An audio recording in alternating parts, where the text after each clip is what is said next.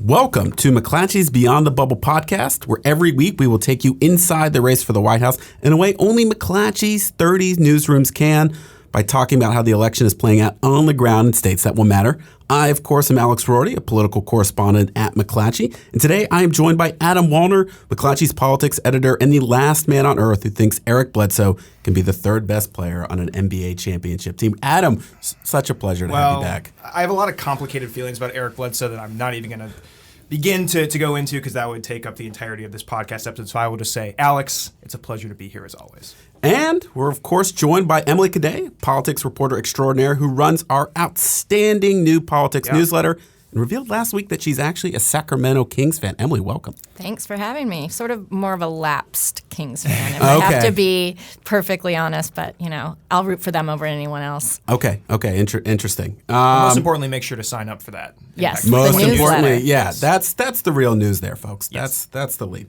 Okay, so this week we are going to talk about the late entrances, the late, unexpected, maybe even shocking entrances of Michael Bloomberg and Deval Patrick into the Democratic presidential primary. And we're also going to talk about Bernie Sanders and the alleged media blackout, a discussion that has really been ongoing for several months now in the Democratic primary. 3 card-carrying members of the corporate media are going to discuss what exactly is at the bottom of that. But first, going to lead with the news, folks. Impeachment hearings were this week. Obviously something that consumed Washington, the first public hearings about it is, of course, a pivotal moment, as all impeachment proceedings are in American history, the impeachment inquiry against President Trump. And the part we want to talk about, we're not going to dive into some of the details about the case that Democrats are building or Republicans are rebutting. What we want to talk about, because of course this is a show focused on the presidential primary, is the disconnect, the huge disconnect between the sort of black hole in Washington, everything gets sucked into the impeachment inquiry, and the fact that it doesn't appear at all on the campaign trail. Nobody is talking about impeachment in the Democratic presidential primary. And so, Emily, the question is to you, why is that? help us understand, help the listeners understand, why is there this enormous disconnect? Well, I think there's a couple reasons. I mean, first off, the people on the campaign trail, the candidates and the folks they're talking to are thousands of miles away for the most part from Washington, D.C. and aren't maybe hanging on every word or every piece of testimony or transcript that gets released in this impeachment inquiry. And at this point, it's really centered on the House, and we don't have any House members, I don't think, except maybe John Delaney, but is he still in the House? Yes. Yes. Yeah. No. Yes. Well. Former House member. No. But yeah, none of the top tier candidates running for president at this point, are involved in this impeachment inquiry. The Tulsi Gabbard fans are going to be a little upset. Oh, with sorry. Us. No. Yeah. But she's not on the relevant FYI. committees, right? Yeah. So I would say that there's a distance between what's happening in Washington and what average people are thinking and caring about every day, and certainly even amongst the candidates running for president who are in Congress, they're in the Senate. So while they may have a role to play down the road, at this point, they're sort of peripheral to the action in Washington. So I think that impeachment will creep into this race. Certainly President Trump talks a lot about it, and depending on how this all plays out, it could be an issue in the general. But right now, with the Democrats, they're all pretty much in agreement at this point in terms of, yes, impeachment should go forward. There are very serious questions about what the president did in terms of withholding aid from Ukraine and pressuring the Ukrainian government. But it's not something that's really contrasting between the candidates, and it's certainly not something that I think most average people in the early states, voting states, care about. You're saying there is no difference between Pete Buttigieg and Elizabeth Warren's position on impeachment, right? I mean, not in a way that the average voter is going to care about, certainly. So I think that for the most part, they are looking to make their case on other issues. Yeah, at this point. I think that's one of the biggest factors with that right now is that we're at a stage in the primary. We're only a couple of months out from the Iowa caucuses. That it's all about drawing contrast right now between the candidates. And if everyone's largely on the same page about impeachment, why is that something that you would bring up unless you think it can really motivate your base, your voters to turn out? And what we've kind of heard time and time again, really, and this even dates back to to the 2018 midterms when there was the Mueller investigation going on. And I think it still is true today when we go out on the trail, when our colleagues go on the trail and are talking to voters, in early voting states, in general election battleground states. It's just not top of mind for them. I think, to your point, Emily, this still feels like a very DC centric story, right? Extremely so. Extremely so. And it's up until just this week, almost all entirely happening behind closed doors. And even with these public hearings, they're really getting so deep into the weeds. It's tough for an average political journalist to keep up with everything that's going on, let alone a voter who maybe just tunes in to has a normal day job. Yeah, exactly. Who maybe is only tuning into the evening news or reading the newspaper in the morning, trying to keep up with all this, and above all else, it just isn't impacting their daily lives in the same way that they're concerned about healthcare costs, they're concerned about taxes. That's a dynamic Democrats were really able to use to their advantage in 2018, not focusing on the noise of what's happening with Trump and in Washington right now. I think impeachment kind of feels like just sort of like, oh, this is just another day in Washington D.C., another day of dysfunction. But how is this actually going to affect my day-to-day life? Now that could very well change as these proceedings go on. Who knows what these hearings will bring and what other information will come to light in the coming weeks. But I think right now this is just so disconnected from from the lives of the average voters that if they're not pressing the candidates on it and the candidates don't really see it as something that they can use to their benefit, it's just not going to come up on the trail. Yeah, well, there are two things that occur to me in this discussion. One, it almost reminds me of climate change a little bit in that, Emily, you had mentioned, there is no conflict there, right? And so people just don't talk about it. There is definitely a parallel between that and the candidate's climate change policy, and that really everyone is in favor of big, bold ideas to try to combat climate change. But the differences aren't so much that it sparks a lot of debate. Really much to the climate change activists might disagree with you, but climate change activists disagree, right? But and they're safe to say enormously frustrated with how things have played out because in the debates there really hasn't been a lot of focus on climate change. Voters say they do care about it. It really has risen in importance as an issue for Democratic voters, particularly younger voters. But it hasn't manifested itself on the debate stage because there isn't that conflict. And then that is, it doesn't help delineate the differences between the candidates in a way that Medicare for All does. Yes. For instance, the other thing that draws out to me, this is kind of an important thing to understand about the Democratic primary, and Adam, you were talking about it just now. There is a sense among a lot of Democratic primary voters that as bad as Trump is in their view, there are bigger problems afoot in America. And then that's where they always want to see want to see the candidates focus at. The problem is a lack of health care for people that extends, that certainly long predates President Trump. It's student loan debt. It's college affordability. It's housing affordability.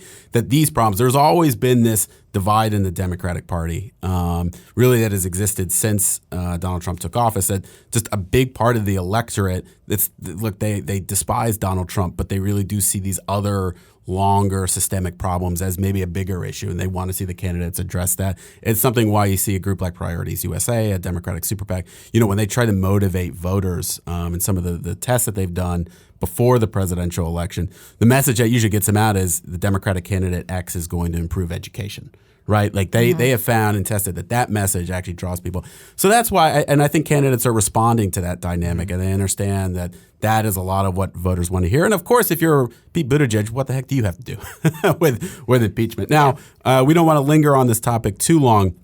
One thing to keep in mind though, Warner, it seems like there is a possibility anyway, the Washington Post reported this week, that the impeachment proceedings could extend into January, of course, in the run-up to the Iowa caucuses. Right. Senate Republicans see this as an opportunity to throw a wrench in the presidential primary. That could have now we're talking about something different. We're talking about logistical challenges for the candidates that could have a significant impact on the race. Yeah, it could just be a really interesting calculus for Senate Republicans to make, depending on where the race stands in January and if this Senate trial actually does get underway then, as some people are anticipating. The Washington Post did a story on that today, and John Cornyn had kind of an interesting quote where he was like, yeah, I think, Pete Buttigieg and Joe Biden might like it if, all of the senators, Elizabeth Warren, Bernie Sanders are back in Washington, have to deal with this Senate impeachment trial. And all the senators, who have been asked about this have said that, well, we would certainly take time off the trail and come back to Washington to do our duty. But,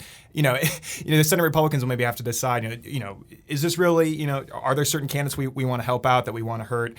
Something that, like you said, it just could kind of throw a wrench in everything and just create a very complicated process for voters who are trying to figure out who they want to back ahead of the voting in February. I would just add that counter to the conventional wisdom, I don't know that it necessarily hurts the senators who would have to get off the campaign trail because they would have this big national spotlight. I certainly think of Kamala Harris and Cory Booker and even Amy Klobuchar, members of the Senate Judiciary Committee, who have gained attention and following after questioning high-profile witnesses. So depending on the optics and the theater, given how national this race already seems, that's a very good point. I could see certainly a Harris, her breakout moments have been in hearings, and so the opportunity to have that national spotlight could actually benefit some of them. That's an excellent point. Let's now turn to two candidates who would not have to worry about participating in impeachment hearings if they do extend into January. Two candidates we didn't think were going to be in this race as of a week ago. A shocking development, really, just in the last week. Michael Bloomberg, the former mayor of New York City and multi-billionaire, and Deval Patrick, the former governor of Massachusetts, both have decided that they're going to enter this presidential race. Michael Bloomberg has even filed to run in Arkansas and Alabama and requested paperwork in Tennessee. Deval Patrick, Thursday morning, released a new video announcing his entrance into the race. And hoo boy, there is a lot to digest here, Emily. I think the bottom line question is, this is incredibly late in the process, almost 11 months in for a lot of candidates, even years in, because some candidates have been preparing for that long. Is there any reason to think that either of them can make a significant dent in this race? I think there's a lot of skepticism at this point, and I would just add, Bloomberg has not officially announced he's running, but he's certainly making all the moves that a candidate would make. And as these deadlines are coming up to get on the ballots in states, this is basically the drop-dead deadline ultimately for candidates if they want to run, unless they're just not going to appear on certain ballots. But I think what's going to be really interesting is this experiment, right? Donald Trump sort of diminished the role of traditional media and used Twitter to talk directly to people in 2016. He kind of broke a lot of the traditional models for running for president. Certainly Michael Bloomberg and Deval Patrick are trying to do the same thing, although I think Bloomberg would do it even more so because it sounds like his intention is to skip the first four early states entirely and just go straight to the Super Tuesday states where his money and his personal wealth would be an even bigger advantage because he can just spend for the type of campaign that no other candidate can in California or Texas or Massachusetts. So while I think most people I've talked to are incredibly skeptical they could actually win the nomination, it certainly could disrupt other candidates' strategies and chances of advancing. So I think it's going to be really interesting to see how this plays out and how it changes calculations for other candidates and potentially going forward what candidates do in the future. Wallner, why? Why do we think these candidates are getting involved? Polls show that the Democratic rank and file is actually overwhelmingly happy with their field. It is, of course, as we have discussed many times on this podcast already, a very crowded and competitive field. Why? What is the thinking here? Yeah, I mean, we were talking about Democratic disconnects earlier, and this really speaks to one of the biggest ones in the party right now between a lot of the elites, the old kind of establishment guard, the big donors, and the party's base. As you mentioned, even though it is a very fluid race right now, there's no clear front runner. Voters are still trying to make up their minds on who they want to back. They actually, they are happy with the state of the field, and they like a lot of these candidates. And they're, if anything, they want fewer, not more of them to kind of help them make up. They their definitely mind. Want fewer, right? The Democrats want fewer candidates. They want to make their choice easier and have more clarity. We're going in the opposite direction here. But you have you have these sort of nervous, establishment donor types who look at someone like Joe Biden and say, wow, he's not as strong of a front runner as we would like right now. and the person who's trying to kind of line himself up in that lane, Pete Buttigieg, we like him, but does he have the experience? Does he have what it takes to beat Trump in a general election? So they kind of start panicking and they start looking for other options that aren't already in the race. I mean, this seems like a up or down vote, or really just a down vote on Joe Biden, right? I mean, it's the way I interpret it, and it has nothing almost to do with his poll numbers as it does his performance, both in debates and on the campaign trail, which I think most Democrats would assess as shaky at best. And it is purely his performance that seems like people like Bloomberg and Patrick think that they need to get in, that they have an opening.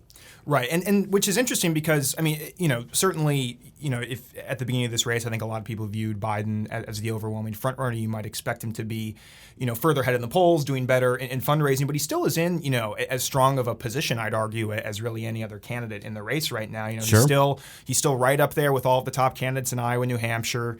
Still has that firewall of South Carolina. Obviously, we've talked in previous episodes about what could go wrong for him, but to think that someone can just come in, with 3 months to go here, they have no organization, haven't laid any of the groundwork that candidates have been laying now for a year plus, seems sort of like a fantasy. I will say, Michael Bloomberg, maybe would have a better chance than Patrick to have an impact just because of that personal wealth.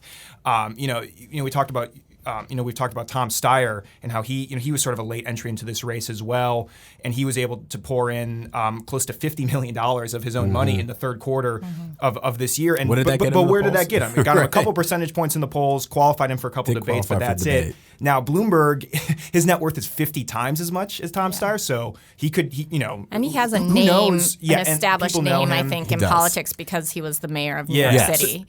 So who knows what kind of level of his wealth he's willing to put into this race? But if he really thinks he can basically skip the first 4 states and just come in on Super Tuesday and sort of vault into the lead, it's really difficult to see that happening. I think it depends too a little bit on how the other candidates perform in those early states. If, say, Joe Biden falters in Iowa and New Hampshire, and you see Elizabeth Warren and Bernie Sanders coming up, then maybe there would be an opportunity or an opening for a more moderate candidate like a Bloomberg or a Patrick to come in and say, well, I'm going to be the savior that Biden cannot be for all these folks who are maybe nervous that Warren and Sanders are too far left to beat Trump. But certainly it reminds me going back to like the 60s when candidates did skip. I mean, didn't Bobby Kennedy skip the first several primaries? I mean, you have to go back. Primaries were pretty different. That's true. But maybe we're going back to a different time. That's what I'm saying about sort of disrupting the established model. I mean, Julian Castro has already raised questions about why do Iowa and New Hampshire? I mean, that happens every cycle because candidates aren't happy with the way they're doing in those states, but it also is a valid question. Why do they get to pick? Why do these predominantly white states get to set sort of the front runner early on for Democrats when it's such a diverse party at this point? I do, we could talk a lot about that, and I do think in the long term that's unsustainable for Iowa and New Hampshire because of their demographic makeup.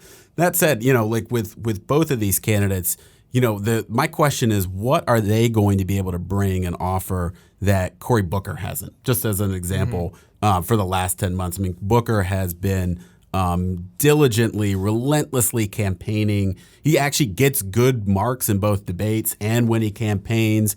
I think someone wrote once he's everyone's third choice in this field. And he has the great profile to be president, a former mayor who is now a senator.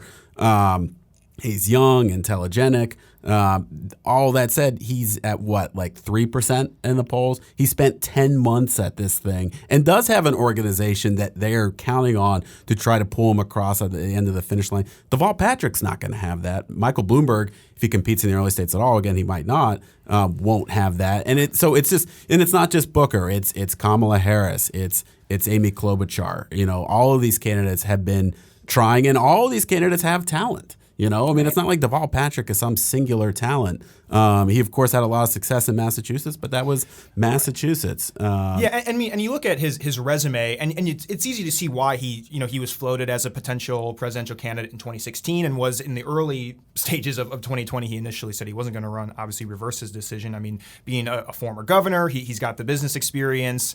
He has ties to Obama world. He worked for Bain Capital, so that could be something that's seen as a knock against him in a absolutely. Democratic primary. That was Democrats' Just maybe. main attack Just maybe, against Mitt Romney in the 2012 race. But he has the profile of a presidential candidate, and maybe if he would have gotten in this thing from the start, who knows where he would be now. But you brought up the point about people like Booker, Harris, Klobuchar, who could maybe sort of fill that center-left void if people, aren't confident in Biden or Buttigieg, but, don't like Sanders or Warren, think they're too far to the left. At least they are well-liked. Their favorables are still very good in these early state polls, even if their top-line numbers aren't that good, and they have an organization in place. Whereas Deval Patrick, I don't know how well-known he is in Iowa. I mean, New Hampshire, a neighboring governor, probably has a little bit of name ID there, but, he's going to have a lot of work to do to get his name ID up in these next few months. And people know Michael Bloomberg, but a lot of Democrats don't like him. His poll numbers are terrible. His favorable numbers are terrible in a Democratic primary. Why he may want to skip an early state like Iowa, Monmouth University had a poll out this week. His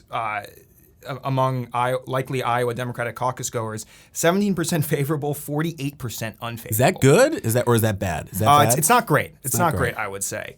It's interesting that some of these nervous, donor elite types don't, want to get behind, one of the candidates that's already in the race and feel the need to bring in another outside voice. And it's not clear that they can offer anything that's any different from what the other candidates are already bringing to the table. We talked about it before the podcast, but Deval Patrick's announcement video was pretty bland. I mean, it told his life story, but there really wasn't anything that felt anything different than a sort of paint by numbers announcement video. I'd point out too, just in terms of logistical challenges, how are you going to qualify for debates? Mm-hmm. This has been a slowly building process. Just to qualify for the December debate, not only do you need to hit 4%, in 4 different polls of either national or some of the early states, you have to collect 200,000 donors, individual, unique donors.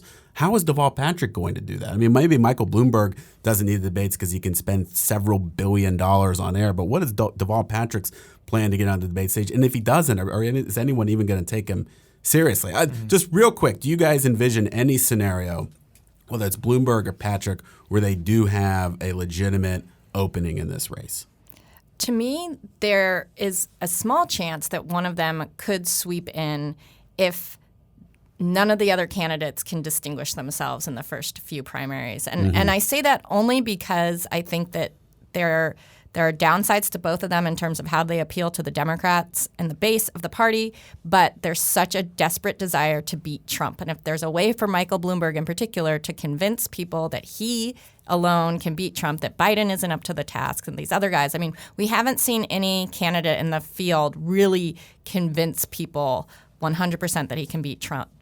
He or she can beat Trump. And I think that if there's a way for them to do that, people might be willing to overlook some of the other things that they would normally have an issue with in this election. I really think Michael Bloomberg in a general election is a very tricky proposition, particularly if you always want to try to be a populist, be like a breath of fresh air. I'm not sure Michael Bloomberg, the former mayor of New York City, in his late 70s at this point, is that. Walner, is there any chance for Deval Patrick? I think for either of these guys, the bottom would really have to fall out on Joe Biden for either one of them to find some sort of lane in this. And as I was saying earlier, just really hasn't happened yet. Deval Patrick in a theoretical general election matchup could be kind of interesting against Trump. I still don't really see a clear path for him to get through this primary. But I think maybe some of the party elites and donors are underestimating Joe Biden's strength a little bit right now. Yeah, it seems. I will say that if Pete Buttigieg, who is the candidate of the moment right now, surged to the top in that Monmouth poll you mentioned earlier in the Iowa caucus, if people at the end of the day, at the end of this process, really aren't willing to pull the lever for a 37-year-old mayor of a mid-size or even a small city in Indiana, that Deval Patrick could absorb some of those voters, maybe just because he's fresh and different. But you never want to count anyone out, and I'm sure after the discussion, both of them will become the front runners in the Democratic presidential primary. But yes, there is absolutely a lot of warranted skepticism. So speaking of skepticism and maybe unwarranted skepticism in this presidential primary, folks, let's talk about Bernie Sanders. And I think one of the more fascinating ongoing topics surrounding his candidacy in this presidential primary, the belief both explicitly stated by his campaign many, many times that he is being frozen out in the media, that he is not receiving nearly as much attention as he should. And of course, a sentiment that is echoed by his supporters. Adam, we got a tip this morning, a hot tip on the McClatchy tip line. What did they say? Something along the lines of Bernie Sanders is a front runner for president, in case you haven't noticed. Yes, and I think that I'm assuming tongue-in-cheek tip. Yes. Was really the reflective again of the sentiment that people aren't taking him seriously as someone who could win this presidential primary. And I'm kind of interested in we are members of the actual corporate media. McClatchy is a corporation, but we are fair and even-handed in our assessment of candidates. So I'm curious, Emily, how much merit do you think the criticism has, and why or why isn't that? I think there's some merit to that. I mean, I think that journalists and the media in general, they like a fresh, new storyline. Yes. And because Bernie ran in 2016, and he was for a number of months during that race, the fresh, new storyline, Hillary Clinton was the old, kind of stale storyline, and Bernie was the new, not that he's young, so I can't really say he's the new kid on the block. He's been around forever. But, I mean, the point was nobody expected him to really have the strength or the allure that he did, particularly with young voters. I mean, he attracted a movement, essentially, in 2016, and that attracted a lot of attention in the media. I think now the fact is that he is doing the same thing he did in 2016. It's hard to write the same story over and over again. I mean, his stump speech, everything, it's a direct echo of how he ran last cycle. And from just the mechanics of news reporting, you sort of need something new to write about. So I think that there is a fair point that I think his supporters would raise, that he's not getting covered as much. He certainly has strength. He has an enduring base and following. He just announced he has 40 staffers now in California. I think he's raised the most money of any of the candidates on the Democratic side in the race at this point. So he has a lot of formidable strengths, and maybe we as a collective media aren't taking him as seriously as we should be. Well, I would point out last week on this very show, we actually did discuss Bernie Sanders as a formidable candidate, like you just said. And in many ways, the race is developing in a way that seems very beneficial to Bernie Sanders because, look, one of the reasons I would say, and that was an excellent point, Emily, one of the things I would add on to that, if you look at his candidacy, it just wasn't as clear where he was going to grow in support. And in fact, it was hard to overlook how much support he has lost since 2016. Right. I mean, look at a state like New Hampshire where I think, he won 60+% of the vote in 2016 against Hillary Clinton. Polls show him at 20% at best in that. That's a third of what he got in 2016. And the question is, those supporters, are they going to come back after, they know that Bernie Sanders is in the race last time. They voted for him last time, and yet they're still interested in other candidates. And on top of that, you can say people who voted for Hillary Clinton in 2016 going to say, by and large, are not going to pull the lever for Bernie Sanders this time around, or at least that would be a difficult constituency for him to break into. So I think there were very legitimate questions of, yes, he has support. Yes, he has this loyal, fervent support and money and resources and a good plan to try to win this thing. It's just, how can his coalition grow? And I think that's a little harder to suss out as opposed to Joe Biden or even Elizabeth Warren or even Pete Buttigieg right now. But Adam, I mean, again, it seems like he really is in a pretty good place in this thing and probably isn't getting enough attention for being a viable contender for this. Yeah, I think it's kind of gone under the radar how good of a past couple of weeks he's had since coming back from that heart attack, which is quite an accomplishment in and of itself that he's back. People thought his candidacy might have been over. People thought his candidacy might have been over, and in fact, I had Bernie people, or at least people in the Bernie orbit, telling me they thought it was over at that he's a 78-year-old just had a heart attack. There's no way he can come back for that. His campaign seems stronger than ever right now. He had a good debate last month, which was kind of his first big moment back on the national stage after his health scare. Landed some major endorsements, maybe the biggest of the primary that we've had so far, from three members of the squad, including AOC. Who is now joining him on a lot of stops on the trail. He's still polling in right there in the top tier in both Iowa and New Hampshire with Buttigieg, Warren, Biden, and to the point Emily was making sure when Warren is rising and Buttigieg are rising, That's what's going to get covered.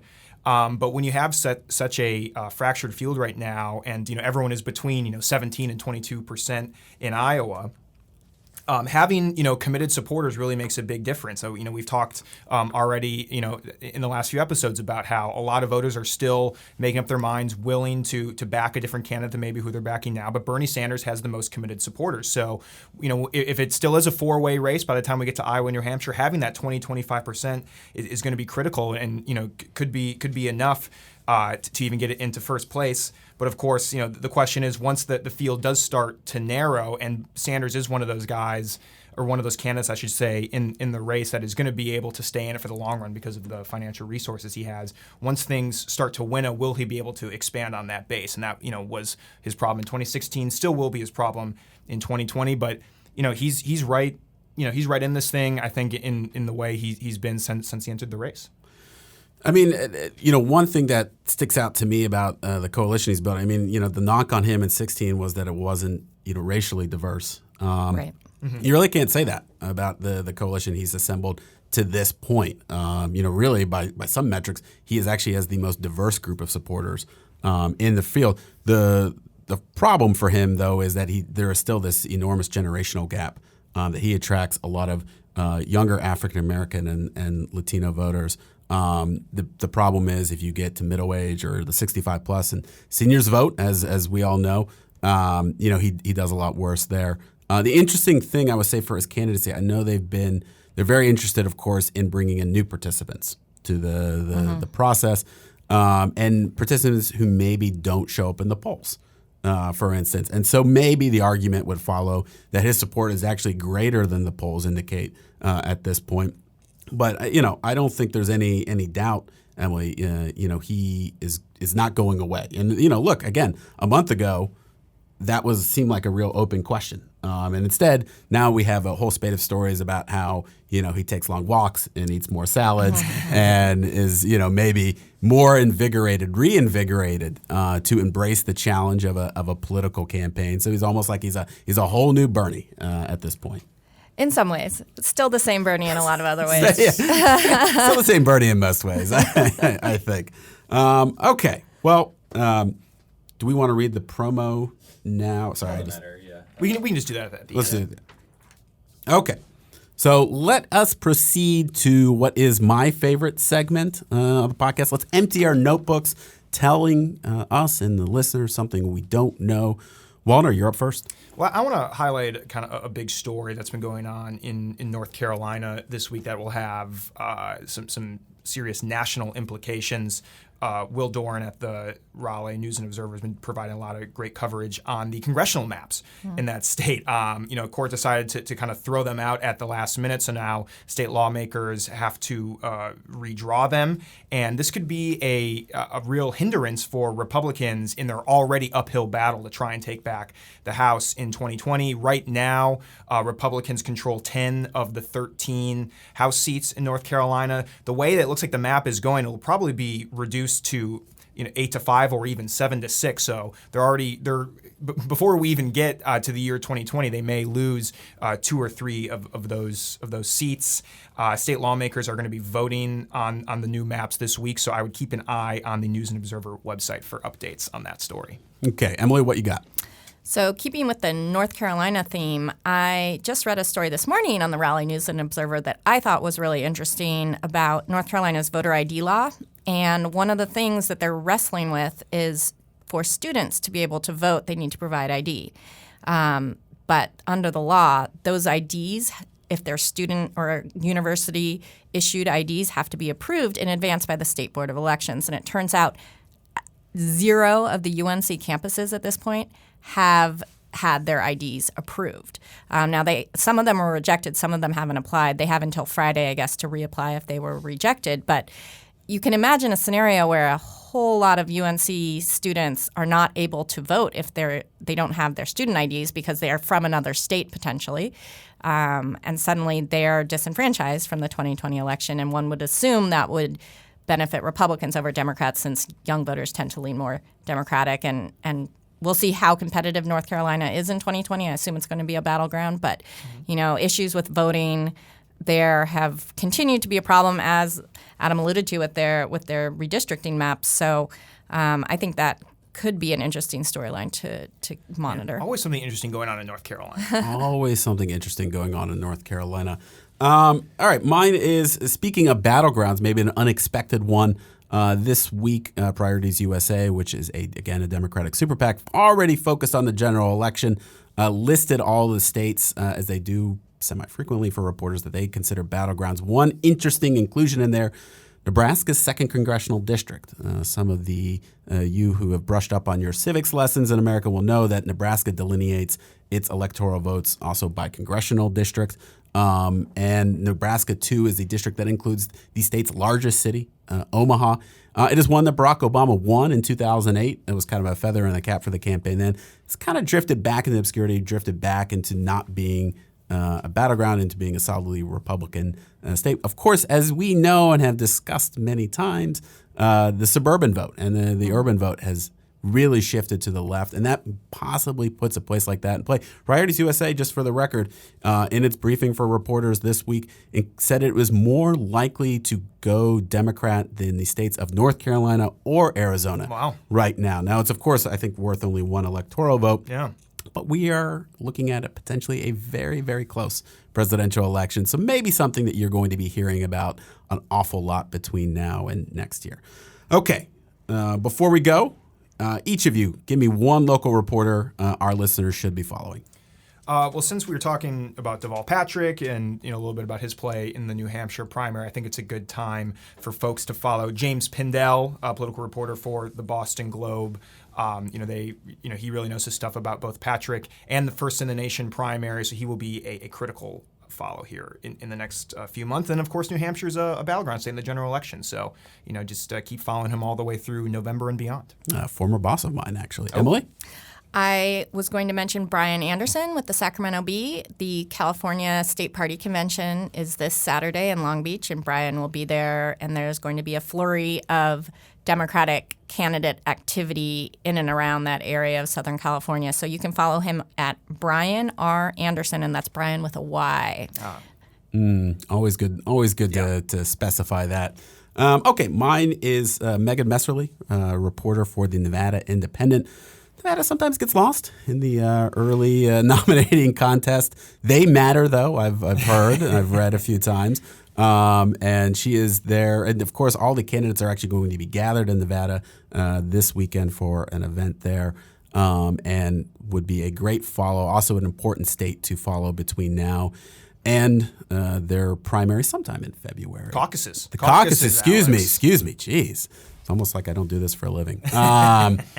That is Megan Messerly. That is MEGAN MESSERLY on Twitter.